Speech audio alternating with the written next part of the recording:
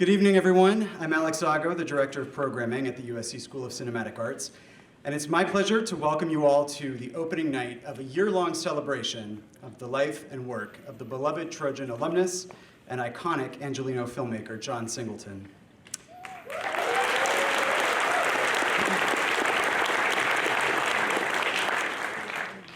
This celebration is a joint effort between the USC School of Cinematic Arts, the USC African American Cinema Society, and USC Visions and Voices, the Arts and Humanities Initiative.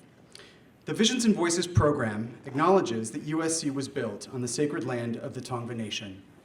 We honor the Tongva and all indigenous people, past, present, and future, and their continued survival and contributions to our society. We also honor the legacy of the African diaspora and recognize that this country would not exist without the free, enslaved labor of Black people. We know that contemporary struggles for Black lives are connected to our history of violence and white supremacy. We share these acknowledgments to pay respect to the original caretakers of this land, to raise awareness about histories that are too often erased or forgotten, to recognize our place in this history, and to affirm our commitment to social change. Our celebration of John will encompass not just his work as a feature film writer-director, but we'll also take a look at his work as a producer and his important and enduring work in television. Our calendar of events is an evolving list of what we're planning to screen, but know that we will add events throughout the academic year that we can't announce just yet. Our panelists throughout the year will similarly comprise not just the production teams and casts of John's films, but his friends and family as well. I'd like to thank our partners at Visions and Voices, the Academy Museum, our Dean, Elizabeth Daly, plus Justin Wilson, Andrew Leist, Stacey Kravitz, Kristen Barella, Disa Philadelphia, Dan Wolf, Amelia Eichler, and all of the staff at SCA who came together to honor John. I'd also like to give special thanks to John's mother, Sheila Ward, and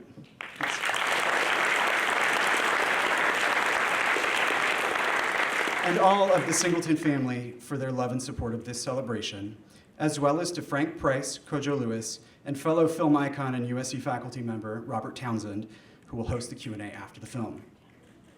I'd now like to welcome Isaiah Simon, co-president of the USC African American Cinema Society, to say a few words on behalf of our AACS members, followed by School of Cinematic Arts Dean Elizabeth Daly. I also look forward to seeing many of you again in just 2 weeks for a screening of Poetic Justice on Wednesday, September 21st. Over to you, Isaiah.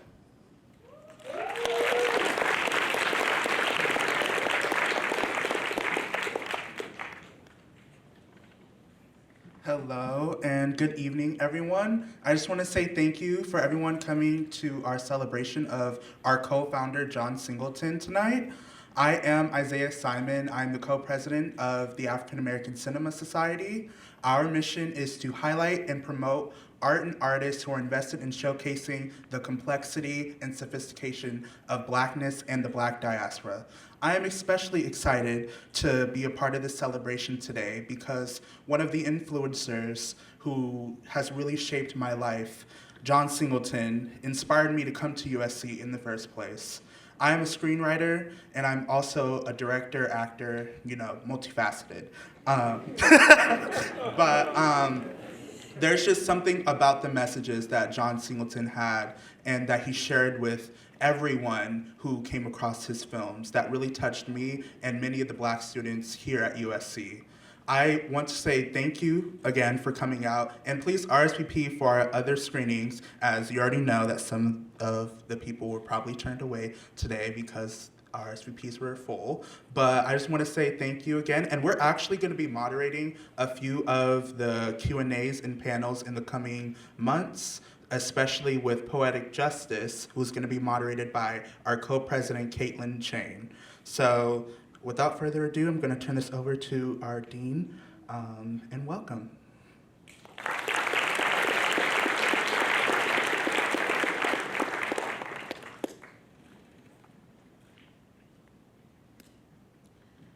Well, let me see if I can get this down a little. Thank you so much, Isaiah. The African American Cinema Society is really a very important part of John's legacy here at the school, and we're so happy to see it continuing to thrive. Well, first of all, I want to welcome all of you here, and thank you for being here with us. This is very personal to many of us. John spent many hours in this room. And when I came here, one of the things I asked the faculty before I agreed to come was, could I see the best piece of writing that has ever been done in the school? And I was handed Boyz in the Hood. And it was a real awakening as to the quality of the work that could come from students who were currently in school. Of course, John was unique and unusual. The retrospective of John's work has been a long time coming, thanks to COVID, and many of us have been talking about it throughout this long period. And as we come back from the pandemic and come back together, I think it's a wonderful way to reaffirm our community and celebrate the impact that the projects that start in these walls can have. John had so much impact here at the school, not only as a filmmaker, as an alum, but he was also a faculty member here for a number of semesters. And I never once called John or asked him to talk with anyone or to help that he didn't say yes. He was indeed impactful. He really helped to, we might say, reintroduce African American film to people around the world. He was one of a generation of filmmakers who also fought to control their vision because John's stories were personal. They were about relationships that develop among family members and the people who are like family during both endearing times and many embattling times. They were certainly about the struggle of generations of Black Americans, whether they were established professionals trying to hang on to the town they built in Rosewood, young people struggling to define love and companionship and poetic justice in Baby Boy, or a protector accepting his legacy in Shaft. And many of his films were indeed a love letter to Los Angeles, specifically South Los Angeles. The film that we're about to see tonight is all of those things, I think. Boyz in the Hood is now deservedly considered a classic of American cinema. It's enshrined at the Library of Congress and indeed enshrined in our hearts here, for its journey indeed began in a writing class. Following the film tonight, we're going to hear from some people who helped John realize this masterpiece. Frank Price, who was president of Columbia Pictures and gave the green light not only to the film, but to John as its director. Kojo Lewis, the location manager of the film, and John's mother, Sheila Ward. And of course, our moderator, Robert Townsend, who in addition, of course, to being a legendary filmmaker, is most important to me, a member of our full-time tenured faculty. And I just want to thank all of you for joining me now. Let's give them a very warm welcome for being here with us.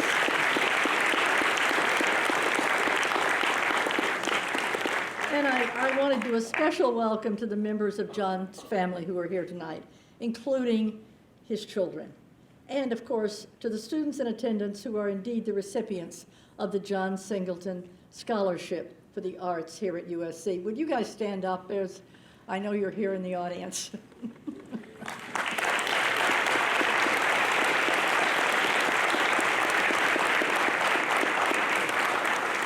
And I know how proud of you John would be. So I'm not going to take any more time. I know you're eager to see the film again on the big screen, so I'm going to hand this back over to Alex.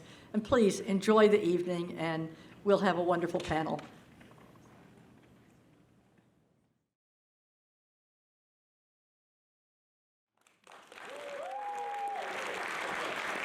Good evening, good evening. Round of applause for Boyz in the Hood. Come on, stand up, John Singleton. Stand up, come on guys, come on.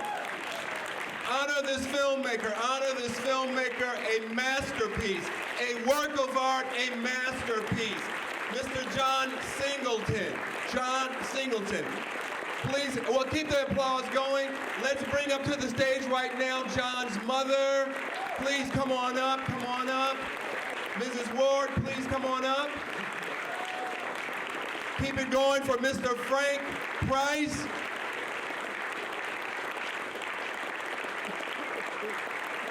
And please keep it going for Mr. Kojo Lewis.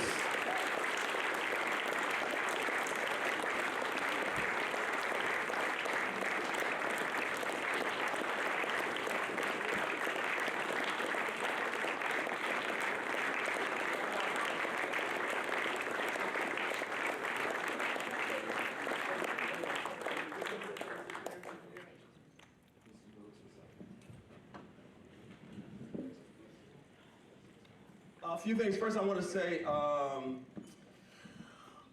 thank you for you guys being here. You could be any place on the planet, and you chose to be here to honor, Mr. Singleton. So I thank you for that, your time, your patience to be here. I'd like to thank everybody from my USC family, all the faculty, everybody that put this year-long celebration for Mr. Singleton together, especially Dean Daly. God bless you. Thank you, thank you, thank you. I haven't seen the film in years, and I gotta say, it holds up. I remember the very first time I saw it, I had all these feelings. I'm full of emotion right now, and it is so well written. There are layers and layers and themes and stories and different elements, and he was able to compact all of that into this one film, and it holds up. So, Mama, I'm gonna start with you first. I hate to, see you again under this circumstance, because the man was a genius and gone too soon, and I have 4 children, and I never want to see any of them go, and so I appreciate you being here, to honor him, but I hate under these circumstances. So first, I want to ask you, where does this genius come from? What did you feed him? What was you feeding? What was you feeding this baby boy? Is this on? It's on. So give me the beginnings of John Singleton, this little baby. Where did this come from? Well, I met John Singleton at John Wesley Hospital, not yet a few blocks from here. John Wesley Hospital is no longer a building, so I like to say that. I fed him my mind. Oh, beautiful. I fed him my energy, and I fed him my thoughts on what could happen if I didn't feed him. So you're furious. You're furious, Styles. There's a lot of furious, because here's what because in the audience are a lot of young filmmakers and stuff, and sometimes my students, they're being nurtured by their parents, and sometimes their parents are like, why are you in film school? And they've got these voices and things they want to say and trying to get it out, and you planted fertile soil for this man to be born. So you were constantly speaking life into him even when he was little? I think so. In fact, I know so. My mother was a storyteller, Miss Audrey, and she'd sit around with her friends and tell stories and laugh, and I could visualize what they were talking about, the adults in the room. And I thought that was always important to do, is to bring visual process to the words that you speak. We would ride around at times to whatever destination, and I wanted to humor him. So I'd see someone in a pink suit, white shoes, and I put words to what they were thinking and saying. I wanted him to see what a person like the pursuit like that would think in my mind. Yes. Yeah. But let me say this before I go any further. Those people on that side of the room, those are John Singleton's people. He always wanted to hear people respond to his stories. And those people that sat on that side of the room, many people have seen it, they were feeding him. That's the kind of energy that he wanted to always possess, is to bring stories that people would respond to by laughter, the sadness, or what have you. When was the first time you knew he had this ability to write? How old was he? Well, before he wrote, he made stories in the dictionaries we had. Fingered through them, wrote or drew pictures, and he thumbed through them just like you do in a cartoon. And those were the first stories. They weren't words. They were just a character moving. Do you remember anything in particular? No, but I still have the dictionary. You still have the dictionary? In fact, that's the gift that I give to most people when they were younger. When people were younger and I wanted to inspire people, the first thing I would want to give someone is a dictionary. So here's my question for you. The birth of a filmmaker. When did he get bitten by the bug? They developed. There's no such thing as birth. They developed. I think in his case, I think he developed into filmmaking. But he would tell you, and many people who have seen interviews will note that he loved film through his father. This story is his father, a relationship of myself and his father. It's bigger than just, Was the dynamic like that? Well, Not that Were good. were you Angela Bassett? Angela Bassett was me. Yes, ma'am. Yes, ma'am. That's what I'm talking about. That's what I'm talking about. So because, you know, as artists, we want to create authentic stories that tell the truth. And there was such a truth between the relationship between the mother and the father. So that did mirror your relationship with your husband, your He wasn't my husband. I make certain that people know that. He was not my husband. I was very lucky not to have executed the marriage after the engagement. Very lucky. Okay. I have to be honest. No. I love your honesty. No. This is, you know, here's the thing. Tonight we've looked at a masterpiece. And so when we're looking at this canvas and this tapestry and how he painted from real life. Yeah, he did. In fact, well, there was a scene in the movie that we can credit Stephanie Elaine with requesting after Mr. Price greenlit the movie. There were still some things that needed to be flushed out. And one thing that Stephanie requested, and maybe some of the other producers, you might remember that, she wanted to have a dialogue between the mother and father, because in many cases that people didn't see, but in many cases one could not realize or understand why a woman would allow the father of the child to raise them. This is real. Absolutely. Yeah, this is real. But it existed because I believed that there should be two people in a marriage, or in a relationship, because we didn't marry, I had to keep saying that.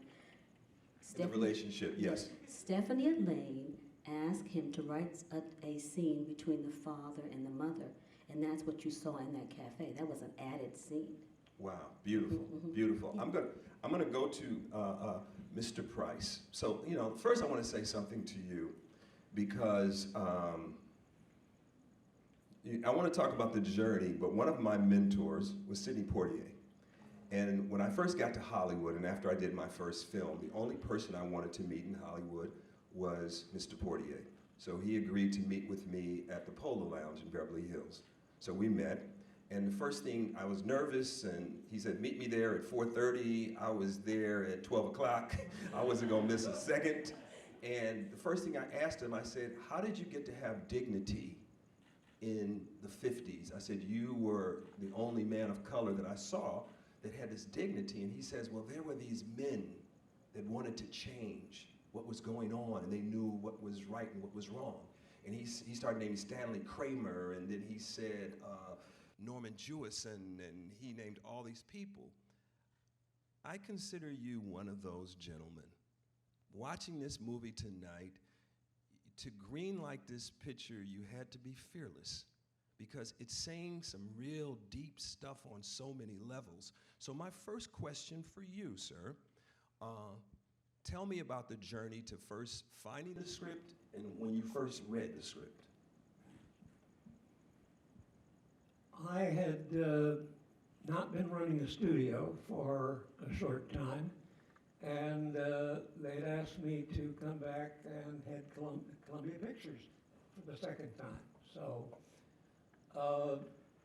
I had staff meetings, and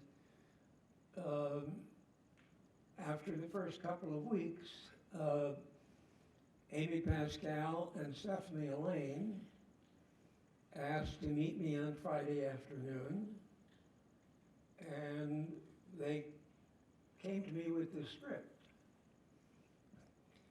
And I knew that something unusual was going on, because normally we had a Friday morning staff meeting, and the weekend reading list would be worked out as all the creative people in the room would give their opinions and that. And so I'd go home with a short list.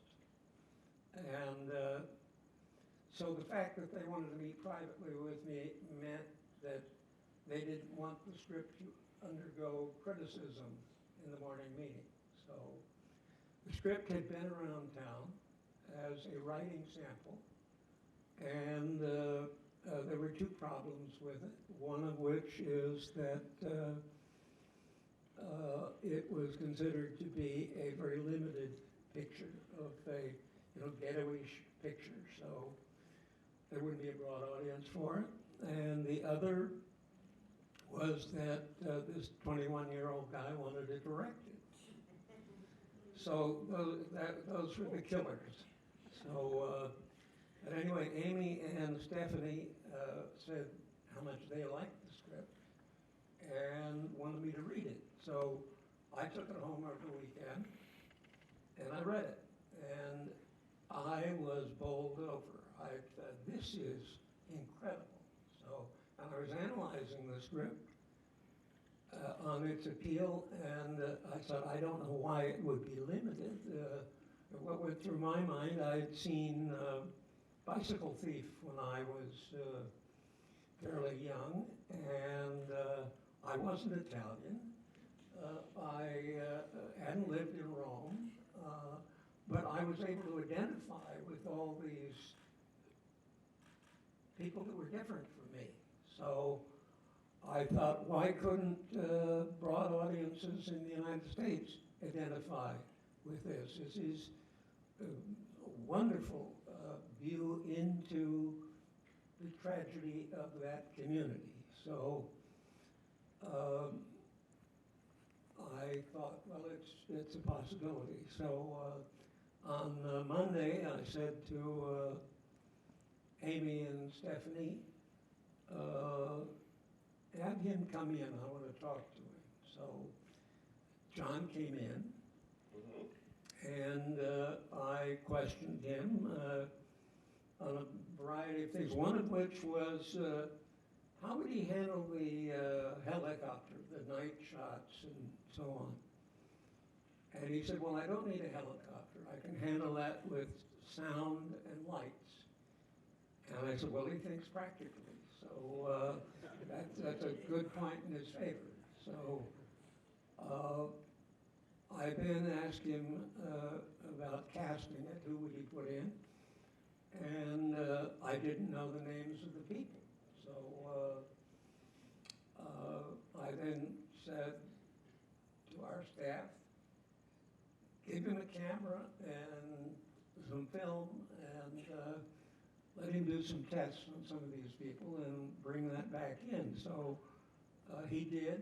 He came back in with the tests, and we put it on a television screen. And the first actor that showed up there was Ice Cube, and he just jumped off the screen.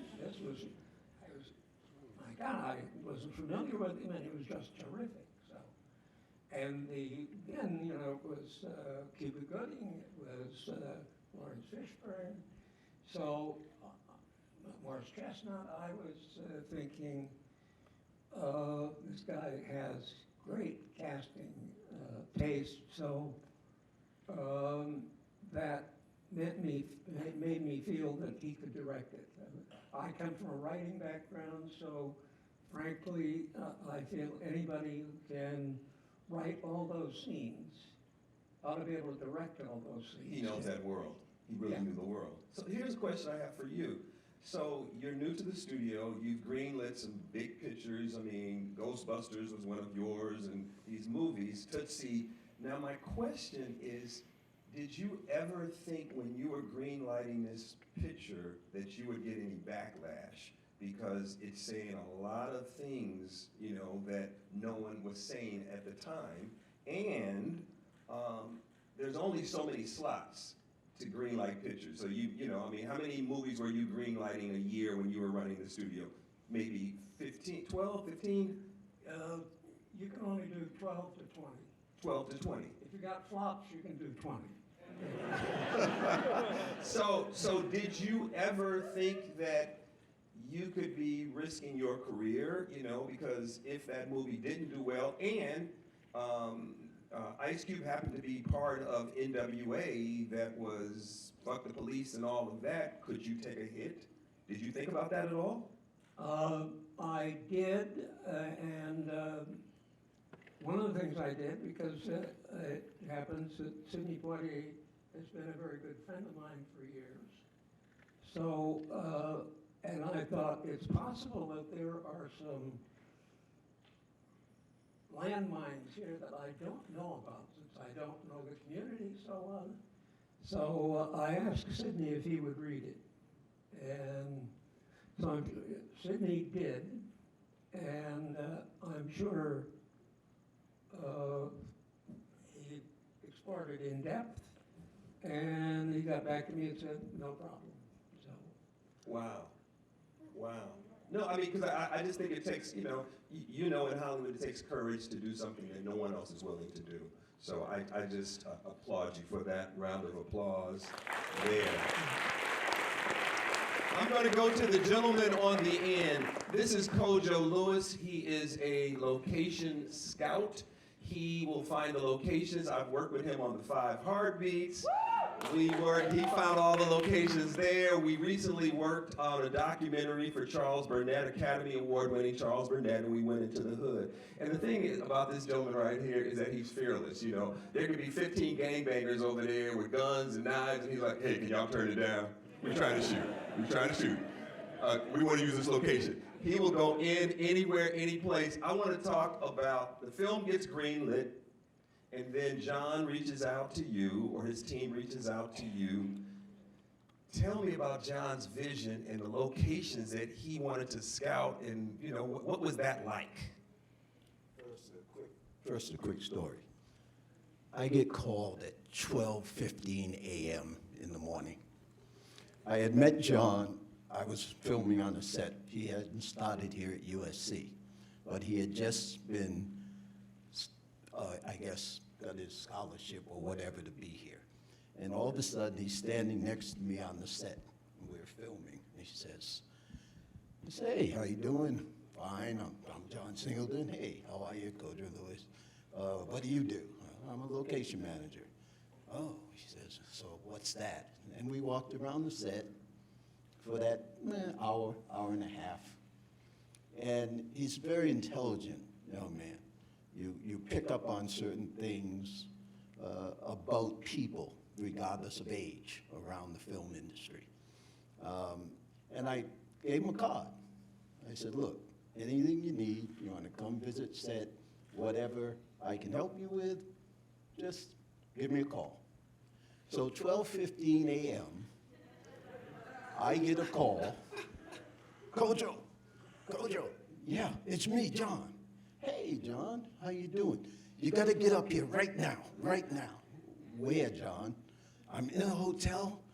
I just got greenlit on my film. You got to read it right now.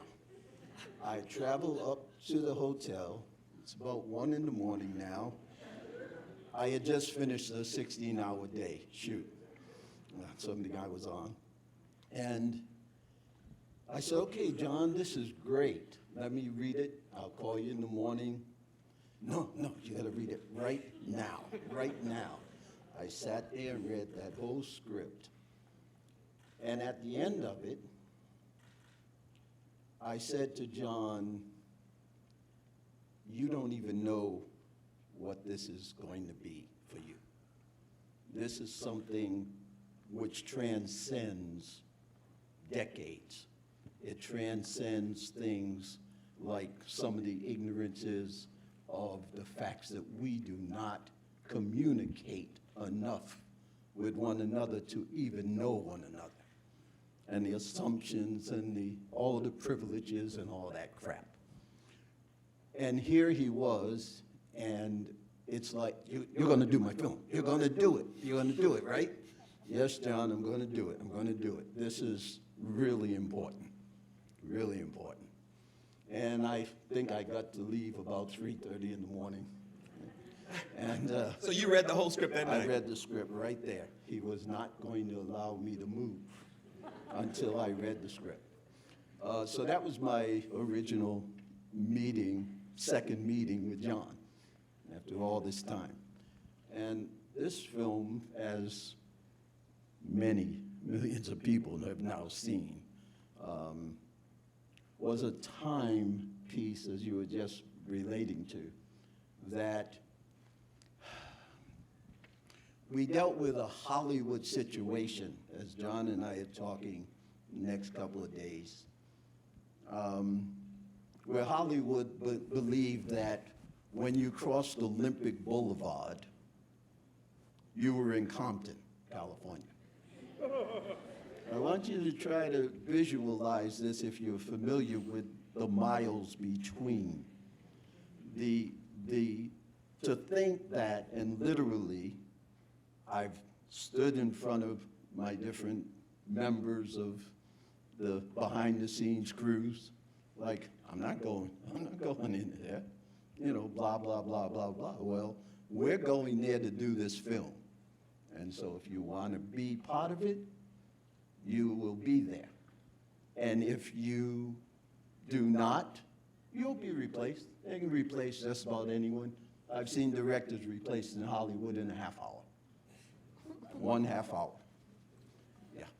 And so it was, for me, I mean, I had had many privileges early. I started in episodics, and I had worked with Mr. T and the A-teams and, you know, and all of that, and that was great. But this film represented a timepiece that people had to know about. They had to realize that there's human beings that live in our neighborhoods, and you don't know where they are, and you have not cared. But if you understood what you just saw there, here's John making me read this script, and I realized, holy cow, this is the masterpiece we talk about. Yes. And that's what he brought to No, you know, when I was watching it, I was thinking, we don't have movies right now that are layered on this level and have, you know, discussions. So I'm going to throw a question to the whole panel. As he was making the film, tell me what your conversation was at different stages with, as he was making this movie. I mean, how, was he happy, angst? Was he nervous? Was he, you know, what was his vibe? I'm just curious. Well, before he made the film, he said that he was not going to let anyone else direct the film because Mom, what they'll do is buy it and they will make it a welfare mom. That's the first thing. So he had an envision, and I keep thanking Mr. Price for allowing him to have his own vision. I think the next thing was he said to me, in some place I want everyone to know, on 43rd Street, no, Degnan off of 43rd, is where his production office was. It is now a parking lot.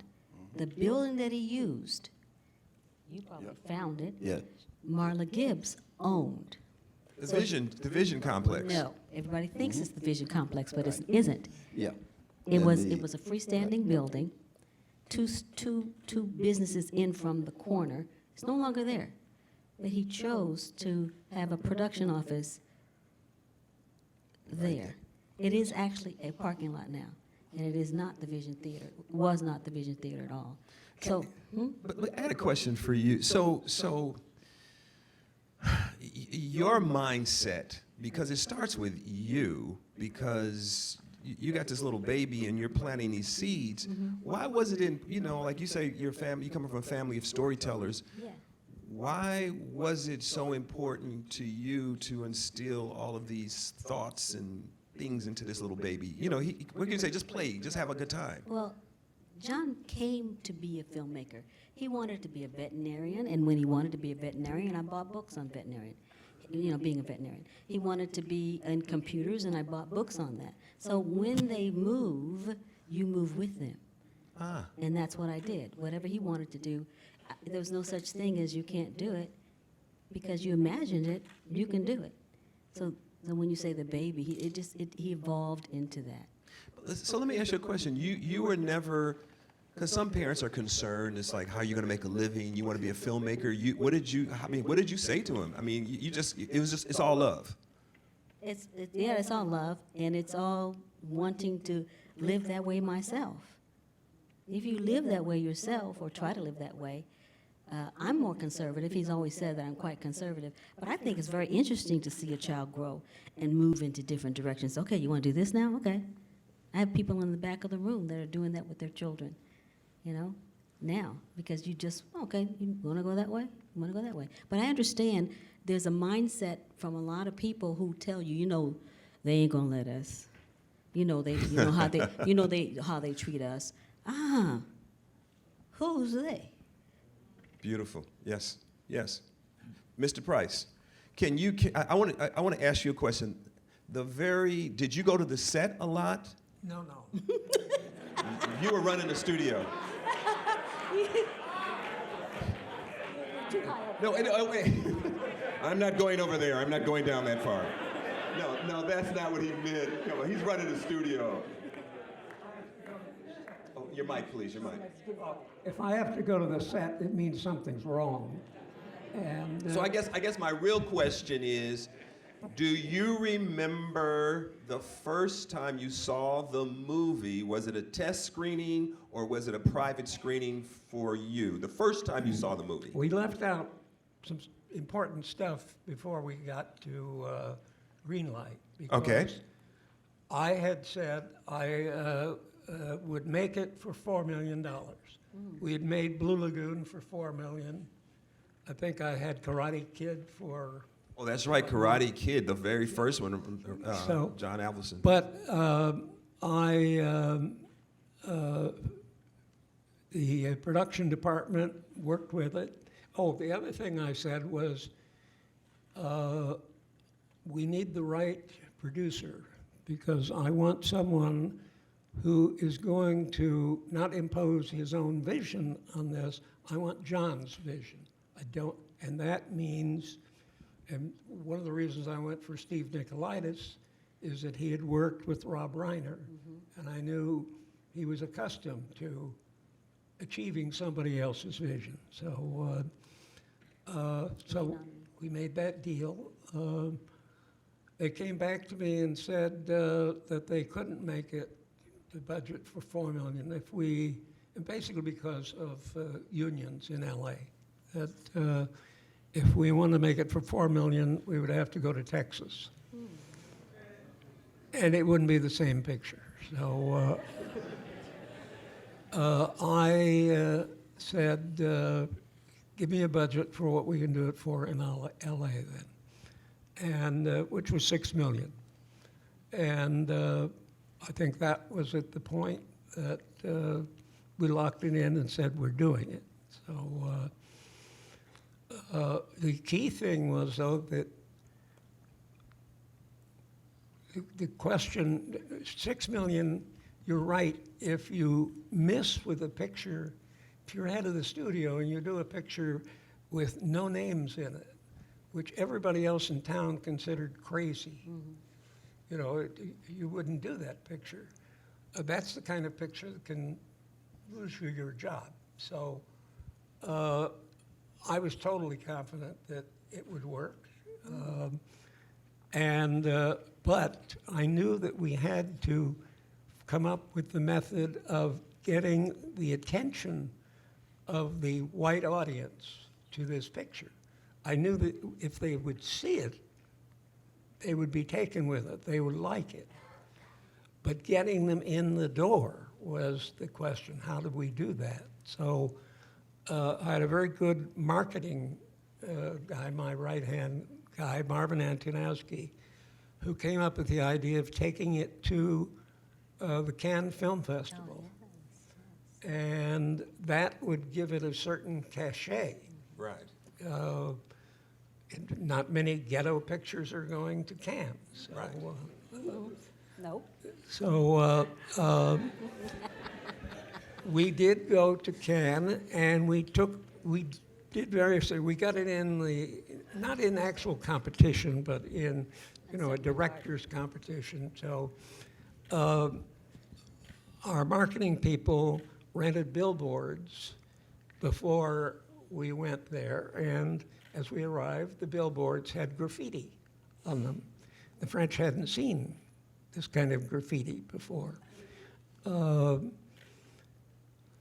we flew over Ice Cube and his group and had a concert that invited all the French to. So we became the talk of the festival, in spite of the fact that we weren't one of the main figures.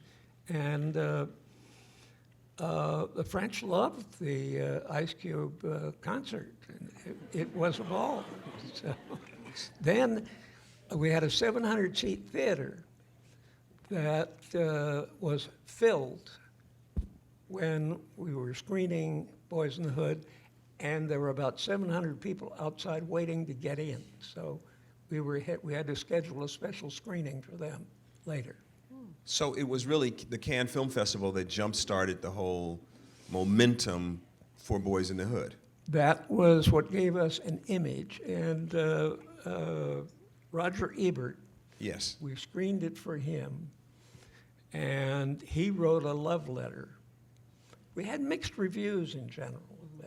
There were some people who were too dumb to see what a great picture it was. So there's always that problem, but Roger saw it.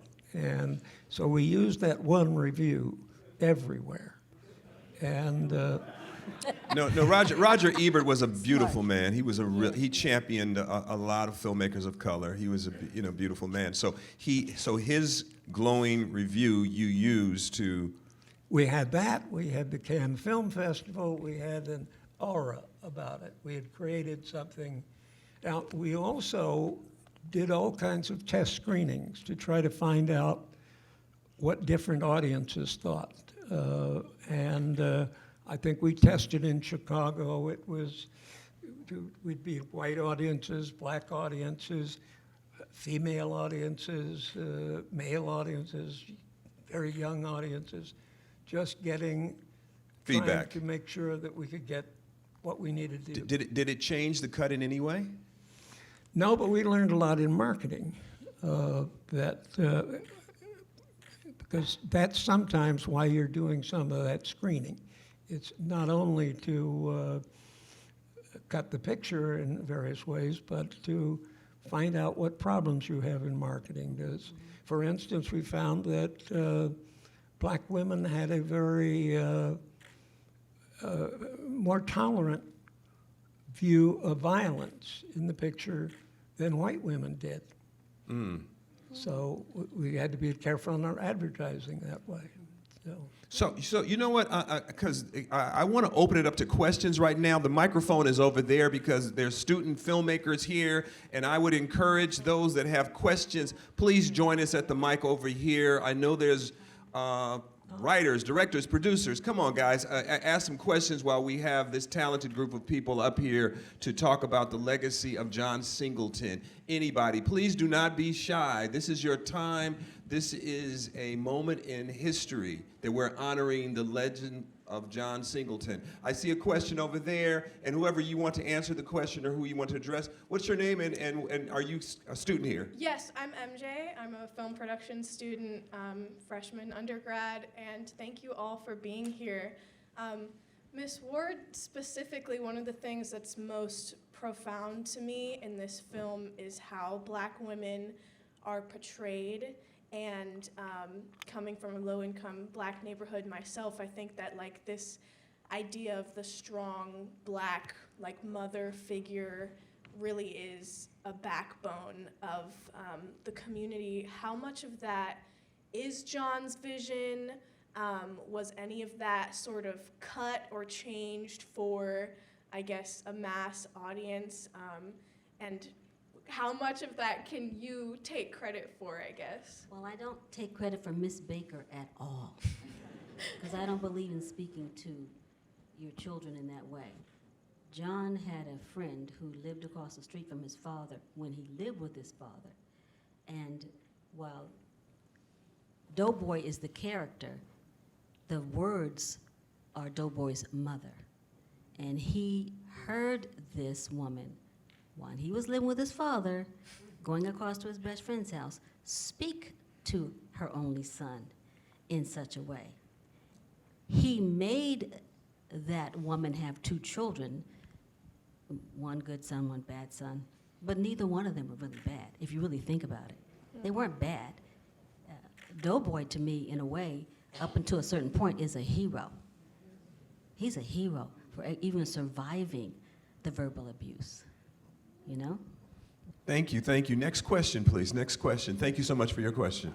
Yes, and your name, please. Hi, my name is Maria Malat. I'm a BCA major, majoring business and film, and my question is in terms of a woman of color wanting to go into more screenwriting, what is your greatest advice both as the CEO of Columbia Pictures in greenlighting this film, and we all have seen the film, and as a mother, I come from immigrant parents, and one of the biggest things my father's always told me is to keep on writing. What would you kind of say to those who are in the way, sort of their parents' investment in their way of getting out of the struggle and getting out of those low-income areas?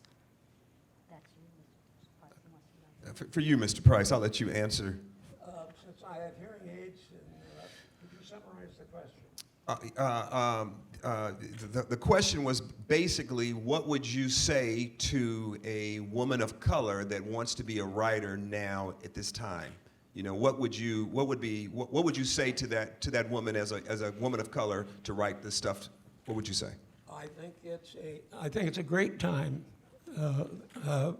Doors are open, which years ago were certainly closed. But if you've got the talent or determination, and that frankly sometimes I think determination may be even more important than talent. That I've seen writers with talent that wouldn't work hard or would get discouraged with one turn down or so, fall by the wayside. And I've seen others who had fairly mediocre talent turn into pretty good writers by the time they had done 20 scripts. So, but to your question, the door's wide open right now.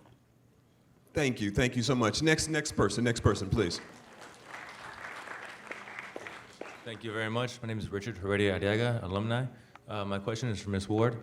I met John Singleton twice here as a student at USC, and the last time I met him was actually at this event 5 years ago, and I asked him shortly after Boyz in the Hood, because he had so much success at 24, becoming the first director since Orson Welles was nominated for Best Director.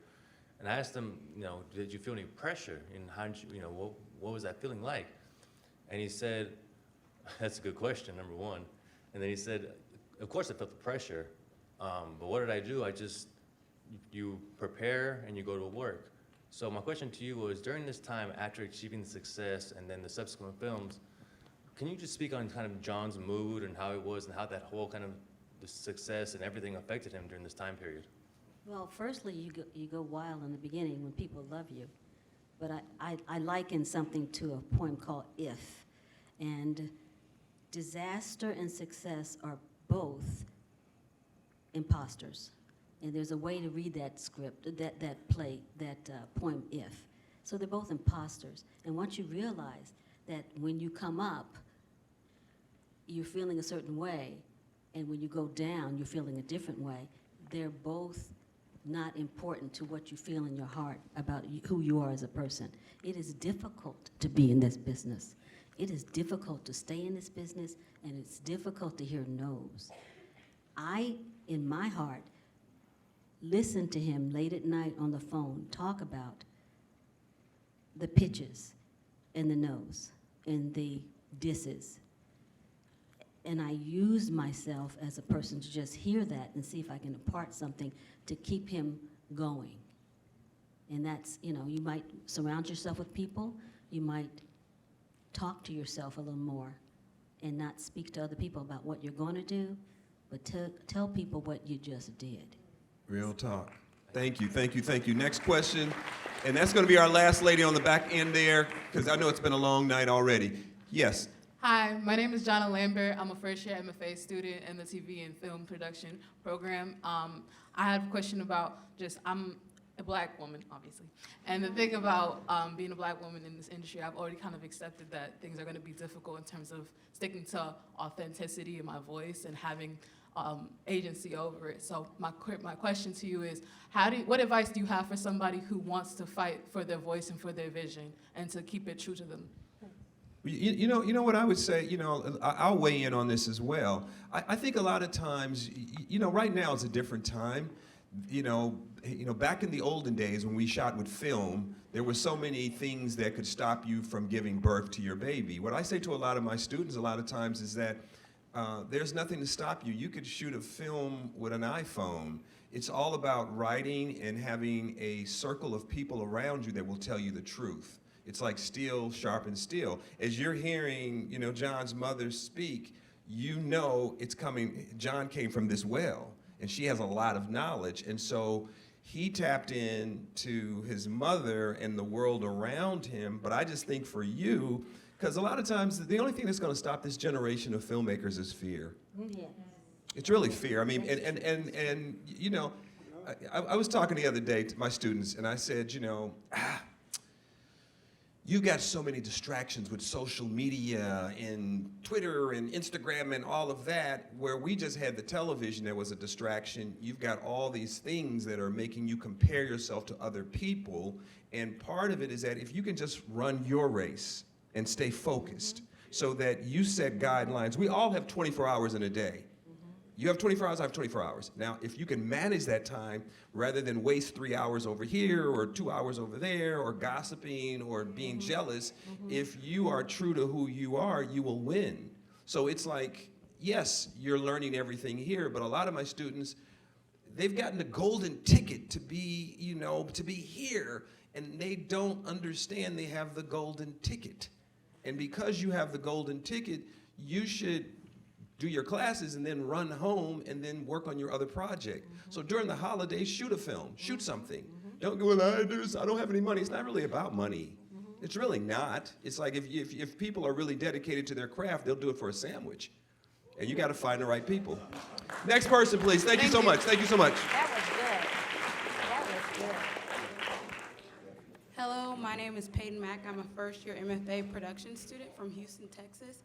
And as all of you have had a step in the film industry, I was wondering, how would you say, well, let me rephrase that. In the industry, there's a lot of representation, but half of that representation is either through some sort of colorism or trauma or things like that. And as people in the industry, I was wondering, how do you fight to get your story out there that's probably not based in that and isn't based in colorism? Because there is a lot of representation, but there are a lot of stories that kind of dig into a lot of things that we fight day to day, and I was wondering, how would you approach that as a newcomer in this age of social media, constantly comparing yourself to other people? Well, I mean, the only thing that I would say to you is that we're here honoring Mr. John Singleton, and he was a man with a singular voice and was true to his voice. Yes, Ma? He was. I mean, and so I just think that it's really about. It's like having blinders on. I'm going to win, what is your mantra? And if you've got negative people around you, the only thing that's going to stop you from living your dreams is like who you share your dreams with. You got to be careful who you share your dreams with. Like my friends call them frenemies. Yes. A lot of the students, my trio mates and all of that, they have, frenemies. And they like each other and they hate each other. Yeah. And I say to them, you never know who you're sitting next to, be nice. I read the journals and they're like mean to each other and they put the smile on, like, I've been celebrity a long time and so I get smiling faces all the time. Yeah. I can't tell anymore. And I say to my students, you can smile in front of me, but eventually it's going to catch up with you. I mean, how did John live his life? Give me your thoughts on. For one thing, I have to tell you, you're going to have to formulate that question a little bit better. I'm going to give you some advice on that. Come on, Mama, come on now.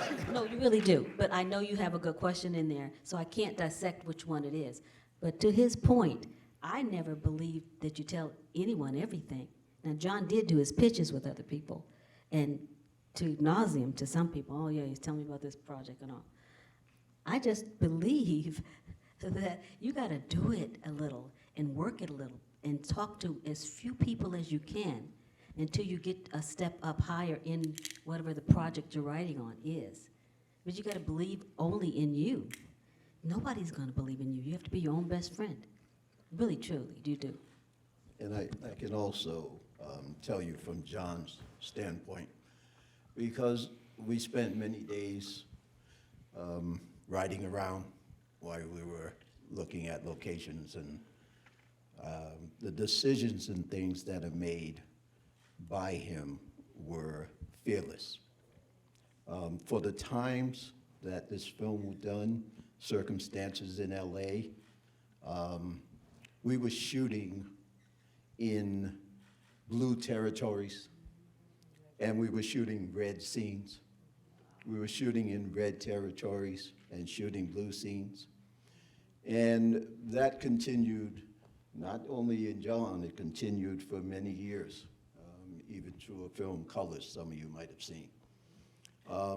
What takes place out there every day that would come to John were all of the insiders, the crew members. John, we've got a problem here. You can't do this. We got to do this. John basically had a film to do. And I remember one day we were in a place called the Jungle. If many of you saw Training Day with Denzel Washington, part of that was filmed in the jungle. And we were approached on that day with, hey, what the F is going on here? Like, why are we the bad guys? You've been out in Inglewood, and we're the bad guys. Now you're here, and we're the bad guys. What's that shit about? And John said, I haven't got time for that. I'm a filmmaker, and I've got a film that I've got to make. And so if you don't understand it, why don't you wait until you see it? And then if you have a problem with it. And I used to sit and just look at him some days. And it takes guts to be in Hollywood this many years ago. Boyz in the Hood was the first film that had 95% of the keys running departments that were all minorities. First time ever in Hollywood. Something people don't seem to know about. This is very, very, very important with the times. It's not all about the beauty. There's beauty in what we saw here. There's beauty in what we're talking about. But there's that direction for you. I have a friend who says, travel at the speed of thought. That person has been on more background recordings for most music from Motown all the way through the history of music. He also wrote a thing called Heard It Through the Grapevine. Just happens to be one of the most re-recorded songs in history. Travel at the speed of your thought. Thank you. Next person, next person. Here we go. We're down to the stretch, ladies and gentlemen. We're going to say goodnight. We're going to take the final four. Here we go. Yes. Hello, my name is Corey Gift. I'm a third-year theater major with an emphasis in acting and minoring in screenwriting. And my question for you guys was, I know it was John Singleton who chose the cast, but what was it that you guys saw in it on the screen that made them really stand out from an actor's perspective? Well, I can, from my perspective, but I'll let you weigh in. You know, just as pure film people, what did you see? What did you enjoy about these performances, Mr. Price? You mean when I saw the test, or actually? When you saw the test with the actors that he had cast. Oh, well, film does great things for some people, and it subtracts from other people. And when you see a character that dominates, pardon me, I keep forgetting. Film does add a great deal to some people that are gifted that way, and it subtracts from others. There's an actor named John Gavin who was charming, handsome, and personable, and with humor in person. And the minute the camera rolled, he was a stiff. And they kept putting him in one picture after another. And he never became a star. He was, it just didn't favor him. Whereas when I saw Ice Cube, I thought, wow, this is a star. This guy has it. So when I saw Larry Fishburne, who changed his name to Lawrence later, but Yes. at the time of the picture it was Larry. Larry and Cuba did a picture at an HBO motion picture for me. Tuskegee Airmen for me. So, they were stars clearly in this picture, and all of these people went on. John had an incredible eye. I was gonna, here, from my point of view, John had what we call laser focus, and laser focus means you cast everyone that is exactly right for the part, and they all became stars, but he found, I just finished directing Best Man Final Chapters in New York, and I work with everybody here. And we were on set talking about John because they were like Morris Chestnut and Nia, and they were like, we were babies and we were da-da-da-da. And they were talking about how he allowed them to exercise their muscles because this material is so well written, they weren't getting this kind of material. So part of the casting is that you're not gonna be right for everything, but when you are right for that particular part, like there's only one Furious Styles. That was, Doughboy. Even the young actor who played Trey when he was young. Yeah. That boy had charisma. I mean, he should still, that's the sad part. He should still be acting. That boy has something very special. Yeah. But again, that was John's eye. Next question, please. And I'm here because I know the crowd is like, we got to go, Rob. We got to go to the bathroom. Hello, my name is Alexander McDaniel. I'm a 14-year-old boy. I'm in high school in 10th grade, but I'm in dual enrollment with Valley College, and I'm majoring in cinematic arts production, and I hope I can transfer here. So just to let you know, since I just came back from the school, if you see this shirt, I root for USC. I go to the... Thank you. I was concerned.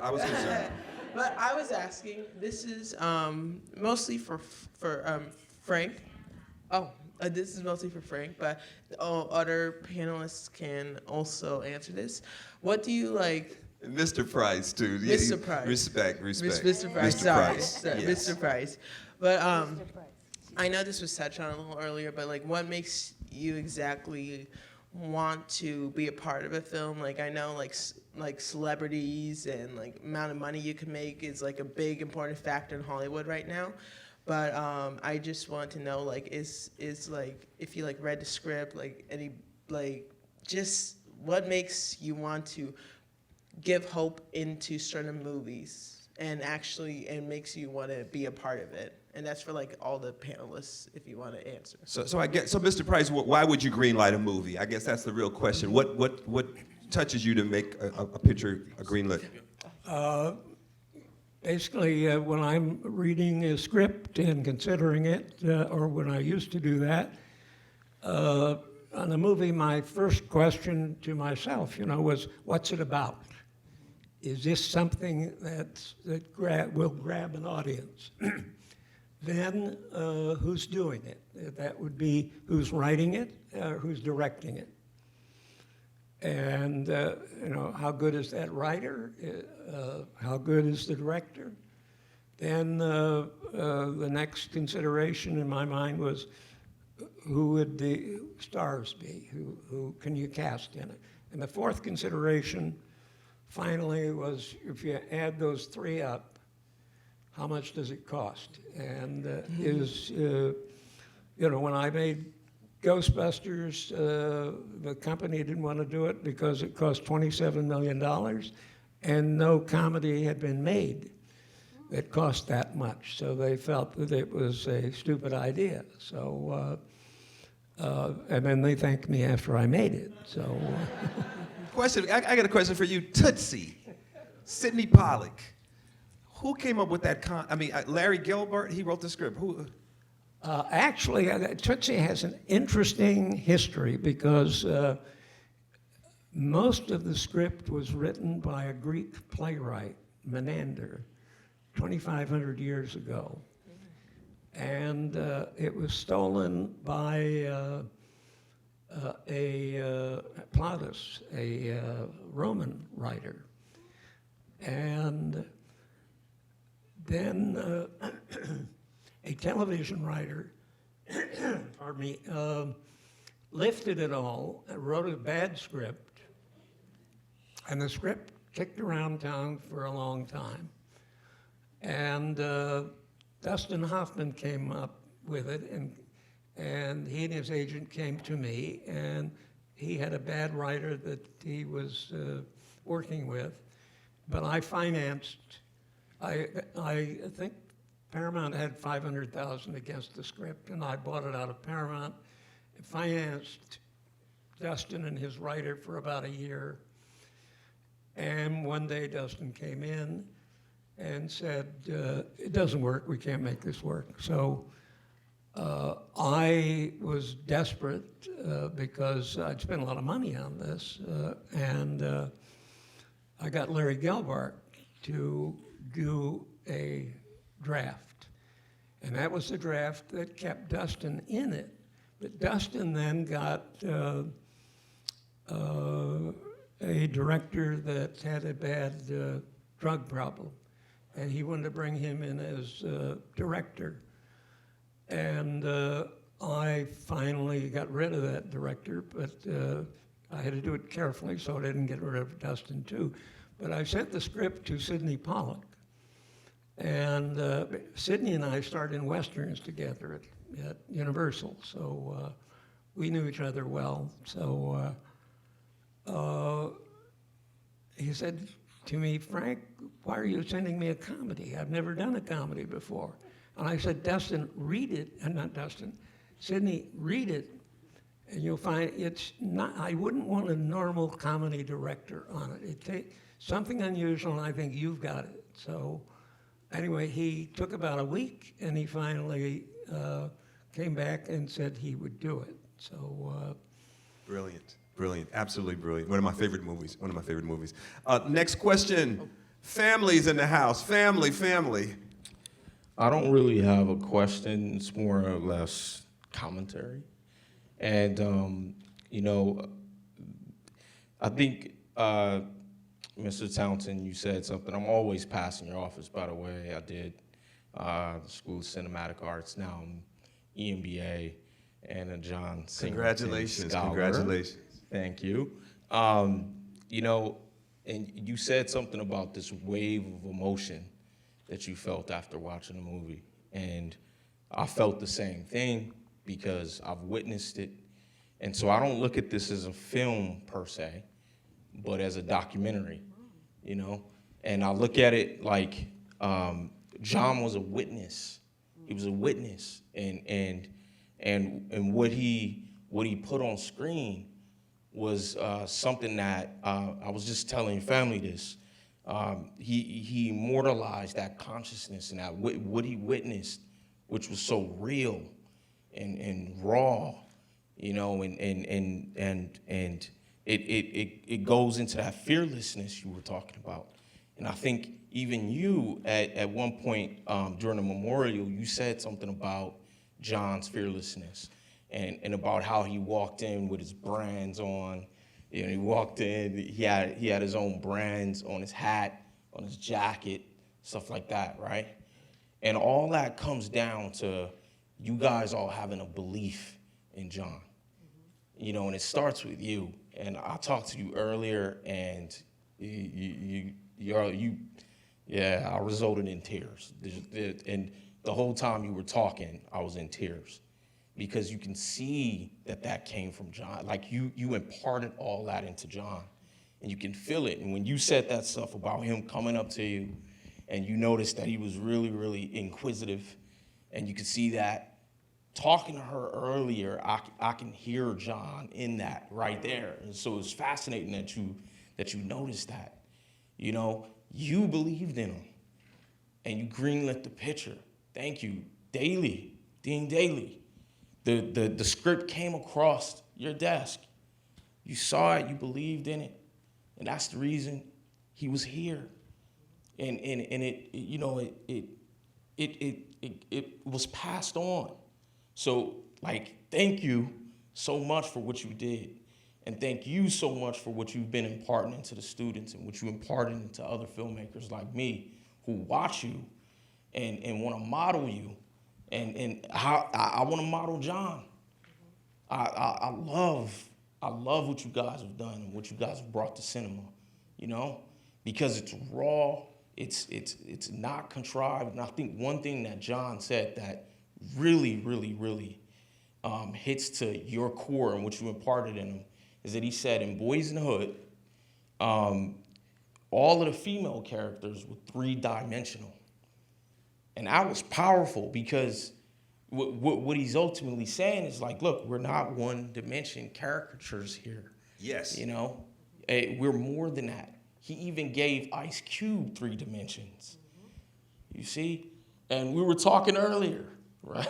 You know, the entire family is multi-dimensional. You guys embrace others and you give back, and thank you so much for that belief and so much of what you've done to allow this to happen. Thank you. Guys. Thank you. Thank you. Final question, guys. Final question. Here we go. Good evening. My name is Savannah Tony. I'm a BA film production major. It's my senior year, and I have a question for you, Ms. Ward. I'm blessed to have come from and experienced a loving Black system and support system from my parents with roots in South Carolina and Alabama. And we've both, and as parents and hearing from them that they've experienced different comments and negative opinions about my career choices and what I wanted to pursue. And I was listening to what you were saying in terms of moving with your child and what helps you to understand and then like realize that, okay, this is it. I think this is definitely dead set what he wants to do. Well, he made changes, and it just so happens he was grown enough to come to this change, and it kept moving. You know, I must say one thing, that I came on this campus to check out a master's program, and my son was living with his father, but he visited me quite often, and he asked me, I live in Pasadena, they did not, and when he was with me, he says, mind if I tag along? And when he tagged along, I went to Davison Hall, I don't know if they still have Davison, and he roamed around this campus. It's important for you to realize is that kids have to tag along with you in the most positive places and ways. He went up to Dean McGregor's office and asked him some questions. And Dean McGregor says, you know what, here's my card, get back with me in January. And he did this to my son. He put his arm around my son. And he told him what he needed to do while John was in high school. So while I may have done some things, all I did was roll out the carpet for others to help him as well, by being present and making sure he's present in the right situations. And I did take him to a lot of theater as well. I hope that answers your question. Thank you so much. Thank you so much. Ladies and gentlemen, a round of applause for the panelists, please. Round of applause, round of applause, round of applause. I'm just going to say a few housekeeping before we say goodnight. This is the first night of the celebration. It goes throughout the year. Many speakers, many films, his films as well as television programs. Please spread the word. We want this event to be packed. We want to honor the legacy of this man. Dean Daly, please come on up, say final words. Come on up. From the USC family for putting this together. My Dean. So welcome. Well, it's been wonderful to have all of you here. It's wonderful to have you guys. And of course, there's one little piece of information everybody should know about Mr. Price. Not only did he greenlight this film, not only did he lead studios, he was the chairman and creator of the Board of Counselors here at the Cinema School for 25 years.